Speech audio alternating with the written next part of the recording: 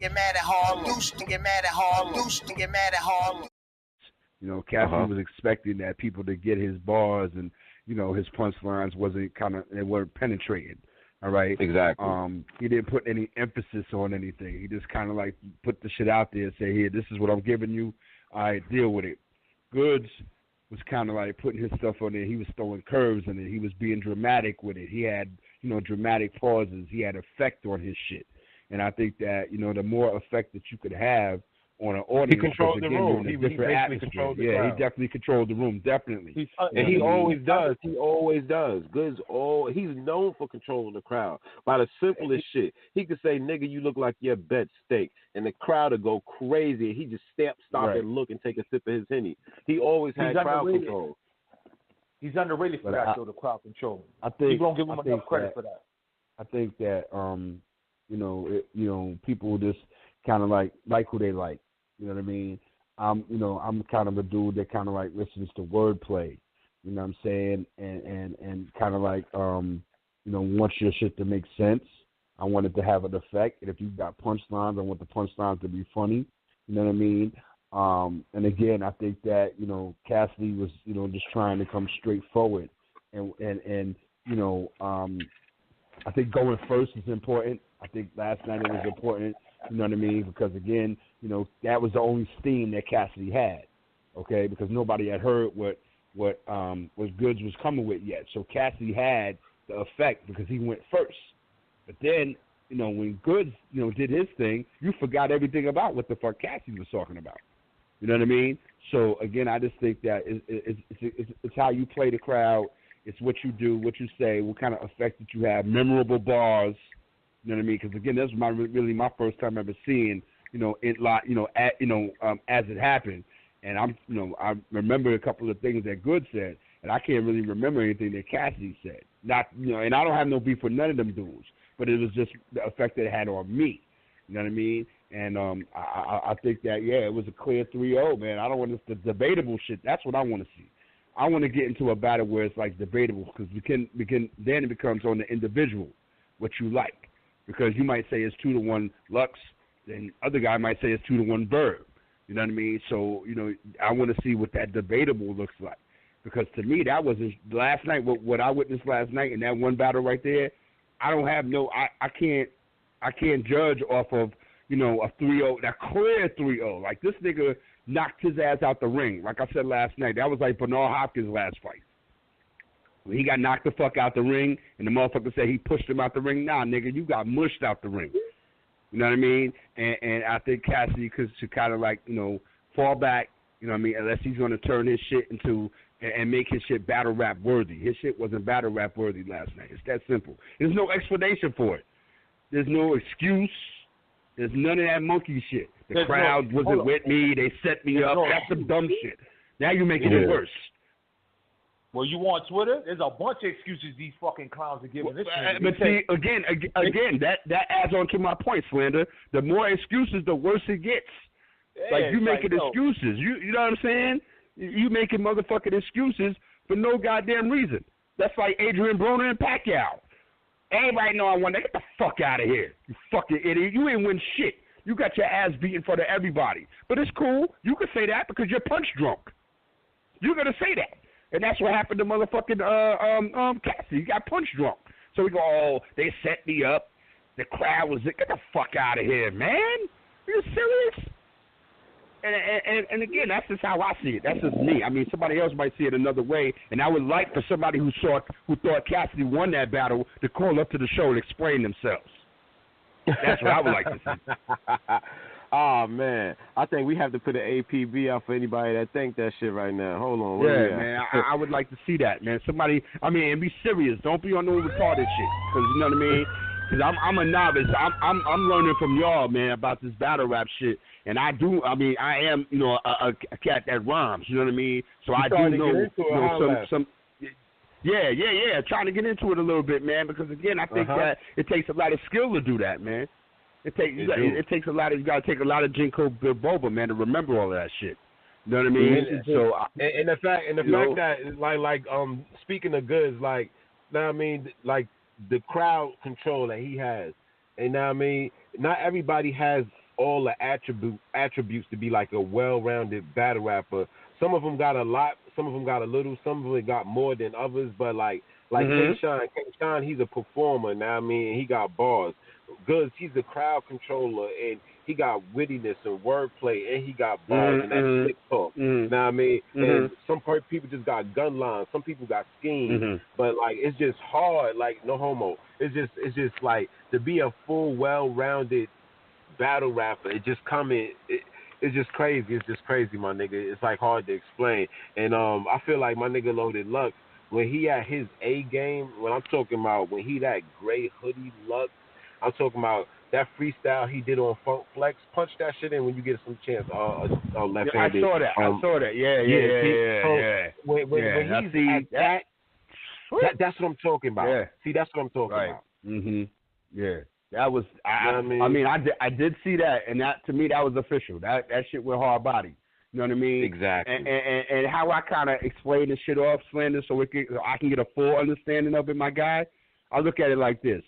You guys, a lot of people always say, it's a big room and the crowd control and things of that nature. If them niggas if Cassie and Goods would have been battling in the park, Cassie still would have got his ass tore up. Period. If they would have been battling in the lunchroom, in the cafeteria, he still would have got ate up. Just for the simple fact of the performance that Goods put on. You know what I mean? Wow. Even he said, I ain't even get into the tranny shit yet. You know what I mean? You talked about my daughter, da-da-da-da-da-da. That nigga was reaching. Cassie was reaching, and you could tell. Cassie was reaching. Goods was mad, relaxed. Good was like, okay, that's how you want to play this shit? Okay, nigga. Okay, I'm going to talk to you right now. Yeah, it was like a guidance counselor session, and he was just talking to him calmly, and everything that Cassidy said, Goods went up one notch on him. Every round, Goods went up a notch on him. Exactly. So it's like there was nothing he could do. He kept getting every round. He could do. It went down slow. It wasn't like he was going to throw in the towel. I'm sorry. It wasn't like he was going to throw in the towel. So he's like, okay, I'm going to say this about you, and I'm going to say that about you. And knowing that, the jig is up, man. The jig is up. You lost. So now you're going to try to reach and try and hope that some of these bars have effect. You know what I mean? And then, Goods just kind of like this, gave him the business, man. And that's all you could say. That's all you could say. So I'm imagining right now if it was any kind of, debate, or like you guys like to say, debatable, I'm imagining we would have the phone lines lit up now, like, oh, nah, you don't know what the fuck you're talking about. Cassie said X, Y, and Z. When Cassie said this, or when Cassie said that. You know what I mean? I'm like, You know what I mean? Now that's what I'm waiting for. We're not getting that, so that definitely feeds into the thought that nigga got 3-0. He got how you say, put a body bag inside a body bag inside a plastic bag. Yeah, he got like that. It was clear. Like any nigga that try to like his first round was alright though. Like his first round. I mean, again, that's right. His first verse was all right because you didn't know what Goods was coming with. So he had the room. You know what I mean? You know what I'm saying? So again, his first verse was all right because again he let it off. He's like, oh, okay, he's doing what he do. But after when his time was up and then Goods got into come on, son. Like, it got ugly. It was off anticipation. That shit. It was off anticipation when he first started rapping and all. Everybody want to hear what he got to say. And the first few lines was cool. It was like, okay, he doesn't sound trash. But once time went on, it went downhill. Once time went on, they can't keep that endurance up. He can't sustain it. He didn't sustain it. He rhymes like a nigga still rocking a long white tee back in 05, 06 and shit. Remember when niggas used to rock the long white tees back in the days? He still raps like that. Like he still raps like he's just rapping a regular 16 and hoping that his 16 is better than yours. This is not how modern day battle rap goes. You used to do that shit back in the days. So it's easy for you to battle 1,000 niggas. Because you only using maybe 1 or 2 verses that you got, 1 or 2 16s that you got, and you let everybody hear the same shit. We're not doing that. We're not acting like Cassidy only got 1 or 2 16s. You're wilding now. You're wildin'. We not going. He lost the battle, but we're not going to act like Cassidy No, just what a I'm trash saying ass is, nigga. no, He only had like 1 no, or 2 no. 16s. Listen, what I'm telling you. Listen, what I'm saying is, he probably had fucking a whole book of different 16s. What I'm saying is, those 16s are not tailor made. You can spit them shits to anybody. At any time, right? I get it. I get what you're saying. You can't. This is not what modern day battle rap is about anymore. And if he had a book of six, if he had a book of 16s, he should have used them shits, because the ones that he was using last night, them shits was Shits wasn't. You know what I mean? I'm listening for something like, come on. And I mean, I know Cassidy from way back. You know what I mean? And I wasn't really I didn't really know what the fuck to expect. You know what I'm saying? But again, you put that against Goods. I mean, what would have happened if you put Cassidy against, like, maybe like you guys talking about a Loaded Lux or a Charlie Clips? If you just spit them balls, it would have been worse. I'm just asking, would it have been worse? Hell yeah, nigga. Okay. Yes. So there you go. Oh man. I say what I say about Lux, but no, Lux would have murdered him. You crazy? Right. I mean, you know. So let me ask you guys. Let me ask you this. What battle MC would those bars have worked against that Cassidy used? What battle rapper would those bars have worked against? Well, the circumstances is this right now. The bars used, they wasn't captivating they wasn't controlling the crowd. So the first round, he had the crowd, and he had a couple of cheers, and he had to stop a couple of times. The crowd was like, "Oh shit, yeah!" Now he had some flicks in the first round, so I'm not going to take nothing from the first round. I actually listened to the first round a few times. It's alright, but it's just that Goods just turned it up a notch that first round, and a lot of people say that first round is debatable. So his first round could work in like the proving grounds and shit like that against other niggas. And probably, one rounders and shit like that. But when he got to the second round, I think he just like he felt the crowd, and they kind of got to him. I think the crowd agitated him a lot, and to where he didn't have the material that was updated enough for the crowd to respond. Right. And that's his fault. Whose fault is that? That's his fault. Right. No. I agree with you. I agree. That's his fault. I'm sorry. Let me go back to the point that you were saying when you say, you know, the first round might have been a debatable. So are we looking at a 2-1, or are we looking at a 3-0 whitewash? Hold that thought right there. Hold that thought right there. We got a special caller on the line. Okay. Hey, 3214. You on the Fresh Slander Radio Show? What's goody? State your name, fam. Yeah, what up with y'all? It's Dom now. What's up with y'all? Peace. What's good, man? Man, I had to call up. I remember the last time I called up, you know what I mean? I was rooting for Cass, so, you know, I gotta come back and, you know, just not eat my words, but, you know, I gotta admit that. You gotta redeem yourself. I ain't mad at you, man. Respect. He took that. Okay. Capital L. He took a capital L on that one, man. That was. Like I said. Okay, so let me. Go ahead. I'm sorry. Finish your thought.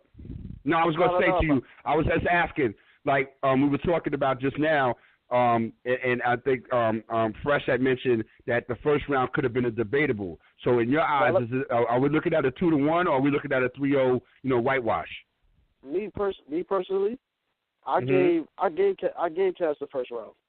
I gave Cass the first round, but after that, like I felt like the first round was Good's lightest round. Okay.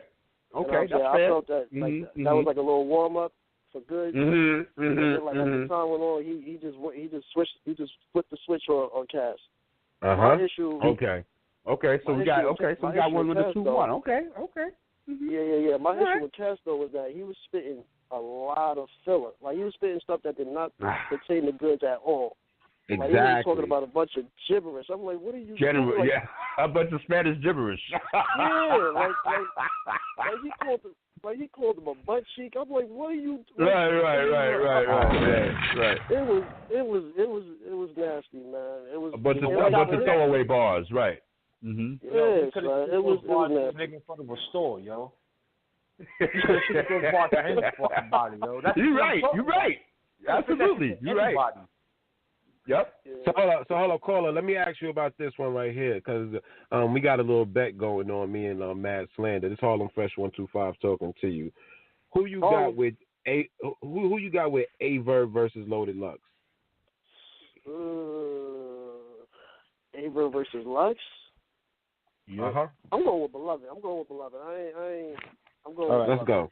All right. That's who you got.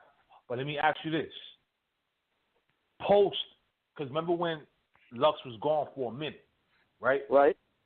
Post his return, meaning when he battled Calico up until he battled Arsenal. Right. Be honest. His win column, his resume, isn't Mount Rushmore worthy. Mount Rushmore? It isn't GOAT worthy. It's not GOAT worthy, but I will say, all right, the Calico battle, I gave that to, Lux got that easy. His battle against Okay. Yeah, his battle against Howard the Dunn, that's debate. A lot of people got that debatable. Like, that's, to everybody, that's a debatable battle. I got Lux on that one. After that, it was, we battled Mook. Nah, he got bodied. He got bodied by Mook. Bad. That shit was bad. That was bad. He battled Clips. He battled Arsenal. Yo, Clips? All right, look. Because I was in the building when they battled. In the building, I had Lux. I had Lux in the building, but a lot of people in the building had Clips, though. But that was because of Charlie Clips' performance. Like, his performance is crazy in person. But I kept on saying, when people watched his work, like when he was spitting, a lot of people wasn't catching in the building. And I was like, yo, watch when people watch it in YouTube, it's going to switch. So, I got Lux against Clips. But I know a lot of people that got Clips, though. You know what I'm saying? Like, I was That's thinking why I had it debatable. That's why I had it debatable. It's debatable. It could go either way. It's debatable. But his lyrically, though, he was breaking Charlie Clips down crazy. No, listen, nobody's saying, having a pen and being a pen, No, you're right. That's just one. That's like your phone messing up. That's like saying Hitman Holler, right? He's the greatest performer, but he's not bar heavy. Right. But he could paint the picture better than anybody, and he could perform, and he has schemes and all that shit. Those are specific categories. Lux is great at what he does. He's a great writer who'll put shit in perspective and all that shit. But the point I'm trying to make is people are putting him up on this pedestal where it's like it's unnecessary. It's a nostalgia act.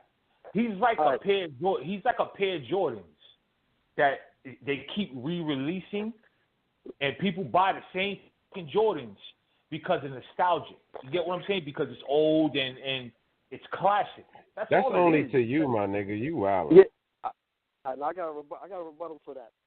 Now, yeah, hold that thought. We got a special guest in the house right quick. Without no further ado, I want to introduce this man. He is a legend. Definitely, I've listened to his music since I was a youth. Everybody, give it up one time for my motherfucking big homie, Smooth B. Let's go. Smooth B's in the building. Notorious Glorious. What's the deal? What's the deal? Notorious Glorious. What's poppin', Playboy? What's happening? What's good, OG? Holding it down. Everything groovy. What's happening? Man, it's an honor, good, man. It's an honor. It's an honor to have you here on the Freshland Radio Show. This is Harlem Fresh 125 talking to you, Smooth B. Yes, I had to play the intro. I had to play the intro. Greg Nice, Gangsta on You. We was having that conversation. We left Philly at home. Do you have another? It's just a pleasure to have you on with us, fam. What's good? Talk to us. Definitely, my brother. Everything is good, my brother. Just holding it down, man. I'm on the west side, man. I'm on the West Coast right now, but okay. No, man. Yeah, man, y'all carrying tradition, you know what I'm saying, and building on great topics and discussions to further this culture, man, because a lot of people, they don't really understand. They just, they're all fucked up. They got the game fucked up. Exactly. Listen, let me say something to you, Smooth.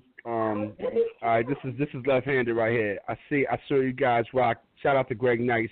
I saw you guys rock at the Dole Center, man, in Mount Vernon for Rob G's event.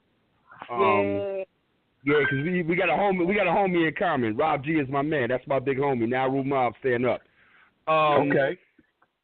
What goes into a nice and smooth performance that you guys been, hit them in the head and still doing it, man, for basically longer than a lot of these cats that are just getting on to you, been alive, man. What goes into just doing a nice and smooth thing? Yeah, man. I'm gonna tell you this here. The foundation, the total foundation, is the love for the craft. You know what I'm saying, for the art. You know what I mean? Because when we came up in it, it was in the, it was in the essence of it. We was the shorties watching all of the great ones, the Grandmaster Flashes and Melly Mel's and Treacherous Threes and all the pioneers. You know what I'm saying? So it gave us another type of fiber for it. We it's from the heart. So anything that's truly from your heart, you can do that shit until you are no more. You know what I'm saying? Right. Just keep doing it. When that needle hit, now it ain't no needle no more. But when they say, yo, bam, hit them, and that first intro to that first song drop, shit just light up. You know what I'm saying? It's time to do it. Right. Yeah, man. Yeah. And one more question before I let the fellas get at you, man. Because this is like, this is like MC to MC.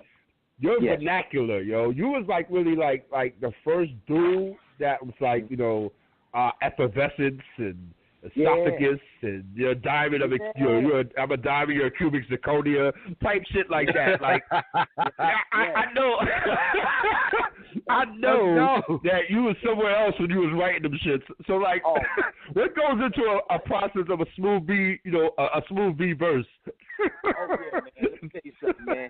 It's like you got to get that right branch. You know what I'm saying? Right, yes, sir. Put something up in the sky, relax. And for me, once I just got that moment to myself and I'm in the mood to really do it, I start thinking of ways to say things that nobody else will think of. Like I be like, I could write a comment and I be like, nah. Let me say it in a different way. Hold up. I just sit down like, what's some shit that somebody else is not going to say? Okay, I'll say that. Exactly. Right. God, you know what I'm saying? Put that time into it, man. Listen, y'all. I'm telling you, soon come.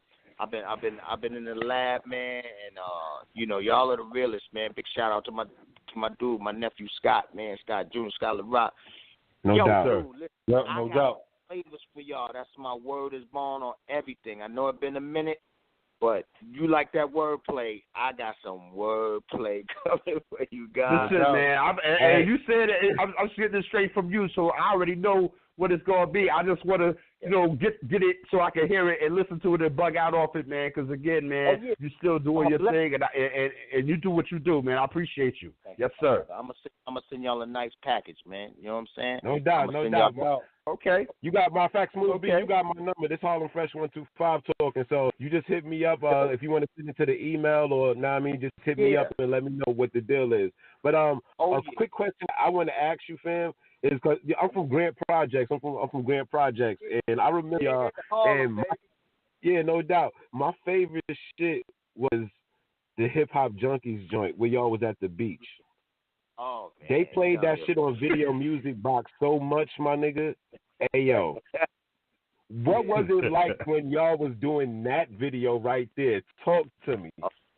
Yo, let me tell you something. That shit was bananas because it was like, we always thought outside the box. You know what I'm saying? Like, it was a lot of things back then. We had just got on Def Jam and all that. And we just had our own formulas and our own ideas. And we was like, yo, we BX, man, and we want to do shit at Orchard Beach. We want to do our shit, up in, what was that movie there, Bay Plaza and all that. We was like, yo, we going to Bay Plaza and shoot half of this shit. Then we going to shoot on Orchard Beach. That's just kept it official and organic. Just lit.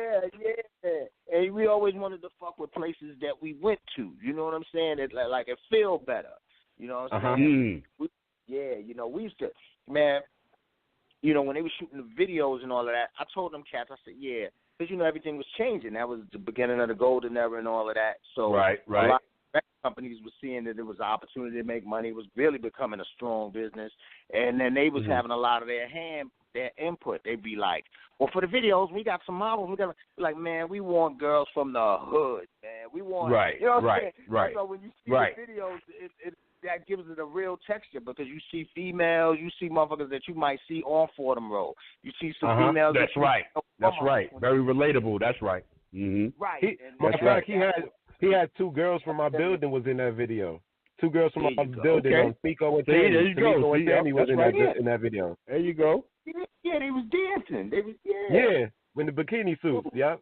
Yeah, that's a fact. That's how we did it, man. That was rule of thumb right there. You know.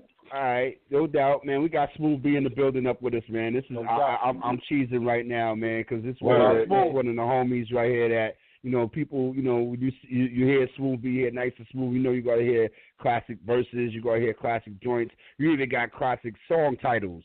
So again, man, I'm just, I'm good. It's good to speak to you, my guy. Talk about real quick, like a little bit of the background for cats that really. The origins and the beginnings of Nice and Smooth, man. Talk about that a little bit, because you got connects that run real deep, fam.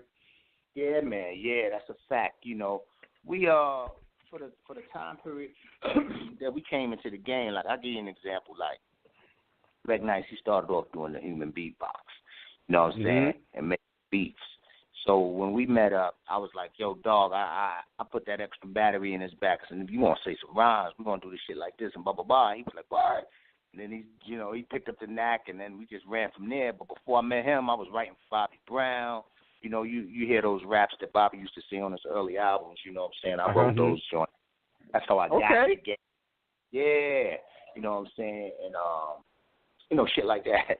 And then just everybody, man, we came to know so many different people, you know what I'm saying? All, the arrangement of pairs that we came up with, the Canes and the G-Raps and all of them. We all, and shout out to EPMD, my man Eric Sermon just dropped something new last week. It's fire. It's dope. That's right. It's dope. That's right. Yeah, you know what I'm saying?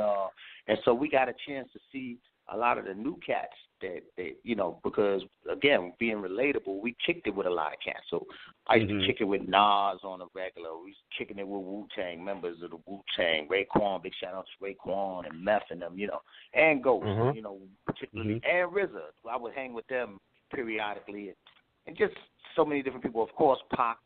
Man, Pac was our motherfucking man. You know what I'm saying? It's like we hang with him on a major levels. You know what I'm saying? And kick, just kick it about life and all of that type of shit. And Big got a chance to kick it with him. I hung with him a few times, but I got more time in with Pac.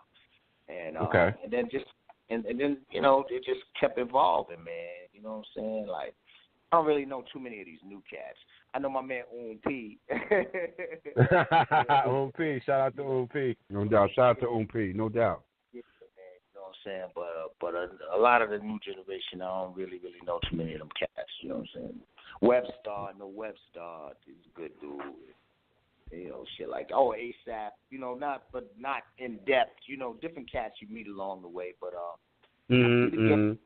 I think we got some hope, gentlemen. You know what I'm saying? Because I see a shift in this motherfucker, man. Like, at least lyricism is starting to come back from what I could see. A lot of people say that. Yes, right. This shit took a fucking dip that was horrific, nigga. I was like, oh, my God. Yeah, man.